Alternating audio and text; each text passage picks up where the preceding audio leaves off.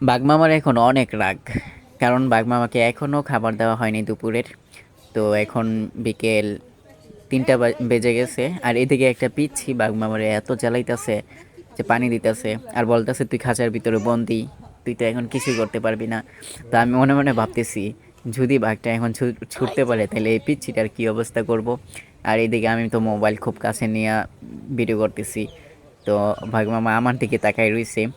তো যেহেতু বন্দি সেই কারণে কিছুই করতে পারতেছে না আমাদের। আর দেখতেই পারতেছেন যে সামনের দাঁতগুলা কি ভয়ঙ্কর। তো এটা হলো মিরপুর চিড়িয়াখানায়।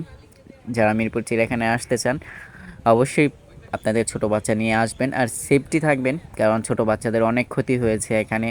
কিছুদিন আগে একটা ছোট বাচ্চা এখানে হাতির পদদলিতে মারা হয়ে গেছে। আর বাঘ বাঘ কিংবা পশু পাখি থেকে আপনাদের ছোট বাচ্চাদেরকে দূরে রাখবেন, কারণ যে কোনো মুহূর্তে কোনো অঘটন ঘটে যেতে পারে।